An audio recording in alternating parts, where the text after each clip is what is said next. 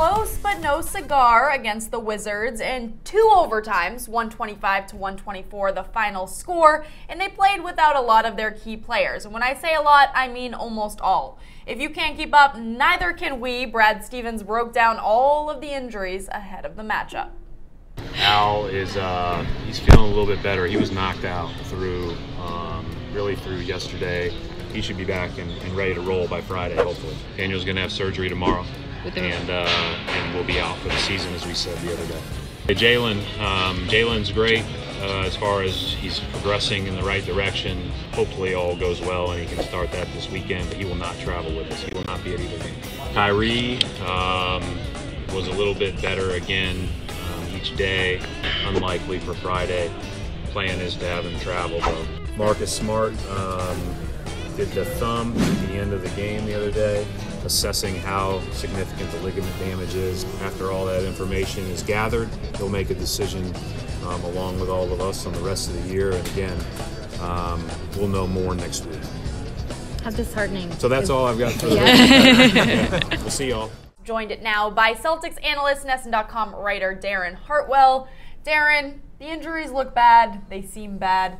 But we have to talk about the bright side. Who stepped up when you look at this game against the Wizards? 2 overtimes is pretty good. In your mind, who stepped up? I think there's one obvious answer here. I think that was Marcus Morris. You know, if you look at the stats, just 31 points. He led all Celtics scorers.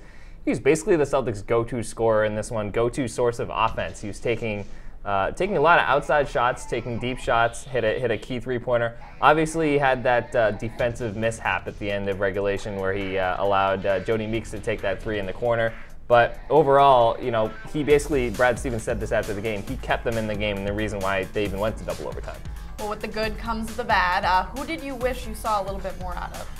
Yeah, I think I would say Jason Tatum. You know, he put up a decent amount of points, but 9 for 23 from the field, and then the big miss was down the end. He had an and one at the end of the first overtime and had a chance to put the Celtics ahead with the free throw, and he missed the free throw. You know, obviously, I think what we see here is that he's still a rookie. He's 19 years old, you know, and he's a youngin'. Yeah, he's a youngin', and when the pressure's on him, you know, he falters a little bit.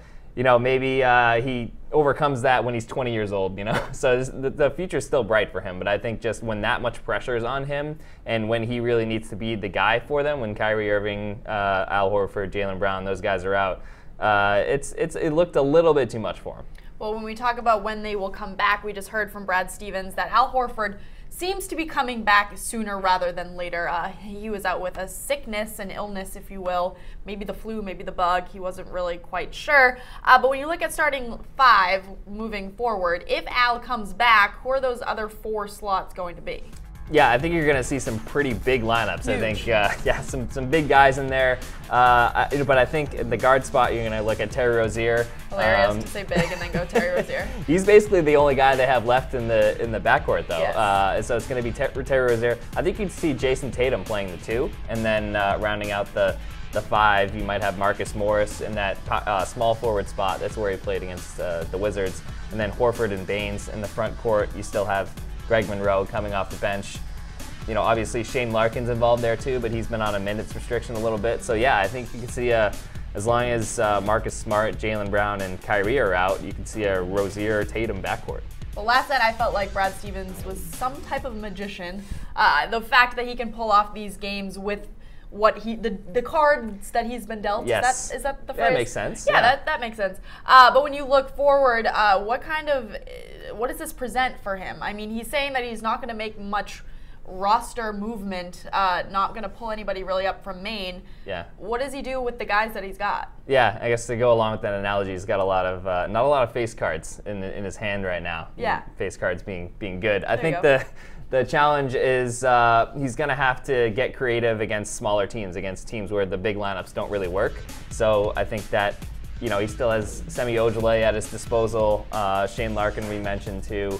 Obviously, Gershon Yabusele is another big guy. So he led with assists after the first. Yeah, so it's going to be interesting. You know, I think Stevens enjoys that challenge to a certain extent, though. I mean, if you look at this injury list, that's a who's who of their best players. It's basically pretty much all their best players outside of Jason Tatum, the one kind of regular. So I think Stevens is going to have to mix and match. He's found lineups that have worked. Rozier has been a great energy guy, and he's stepped up for Irving in the past. But I think that real test is going to be against smaller teams, against teams that are quick. Should be a great game against the Thunder coming up. Russell Westbrook, one of the quickest players in the league. So it'll be interesting to see how Stevens, kind of brings that all together. But so far his resume has been pretty good. So we'll see what happens.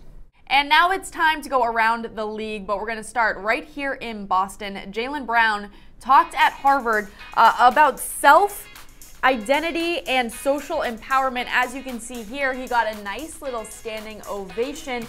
He said, "Thank you, Harvard. It was a pleasure. Hashtag who's next. Hashtag standing ovation." That's on my bucket list to get one of those, so I got to go talk at Harvard. Now let's move on to Dwyane Wade, who shot down a fan. He tweeted out this: "I normally don't shoot other people's goals down, but you're going to need a little more than luck on your side with this one. But I commend you for setting your goals close to impossible." Kind of rude, but let's move on a little bit further. Steph Curry turned 30. And I felt like everybody made a huge deal about Tom Brady turning 40. We didn't see anything like this for Brady's 40th. Steph Curry's 30th birthday party was lit. This was him pulling up to a surprise party on a yacht. They then had to cancel practice because of their head coach, who looked a little bit like this the night before.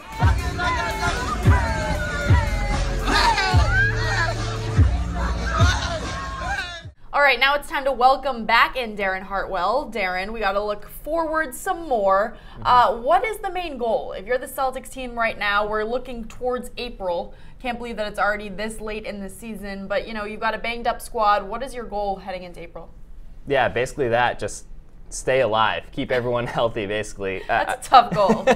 Yeah, but I think that's true right now. I think they can basically afford to tread water in these last few weeks. You have some winnable games in there: Orlando, Sacramento, Phoenix, but there are some other tough contests. I think if they go 500 or a little bit above 500, honestly, I think they'd be fine. If you look at the way the East is set up right now, I don't think they can catch the Toronto Raptors for that 1 seed. They're 4.5 games back as of Thursday, and as you see there, they're ahead of the Pacers by a pretty good margin, 6 games. So I think they're pretty locked into that 2 seed. Obviously, you can't get complacent because that's when things really start to fall apart. But I think just kind of staying the course here, making sure everyone's healthy. We mentioned the situation with Kyrie Irving, making sure he gets his rest. He can play in a few games here and there, but the goal is for him to be healthy going into the playoffs. So you just need to keep everyone together and get that 2 seed. Speaking of the playoff picture, we say Celtics at the 2 seed. There are 6 teams that are separated by 4.5 games. If you're the Celtics, who do you want to see in the playoffs? Yeah, well, I'll give you one team they don't want to see, and that's the Cleveland Cavaliers, obviously. It's still possible. They're the 4 seed, but they're only a few games ahead of that 7 seed. So right now, as it stands, they would play the Bucks. I think that's not the worst matchup for the Celtics. Obviously, Giannis is a force to be reckoned with, but they've handled the Bucks in the past. The Miami Heat, I think, also would be a pretty fine matchup. They don't really have that dynamic scorer. I would be a little bit worried about the Sixers. They're the 6th seed right now, but they could fall to the 7th seed. Just Embiid, Simmons, there's a lot of talent there. So I think my top 2 choices probably would be the Bucks and the Heat in terms of who the Celtics would want to play. All right, well, coming up, we've got a lot more Celtics games to go on Friday. They hit the road. They're on the road right now, probably in the air, to take on the Magic. Then they head to New Orleans for St. Patrick's Day. Then they will come on home just in time for another snowstorm in New England to take on the Thunder. But that will do it for this episode of Celtics Now. Thanks so much to Darren for stopping in, and we'll have all your Celtics coverage right here on NESN.com. Don't move a muscle.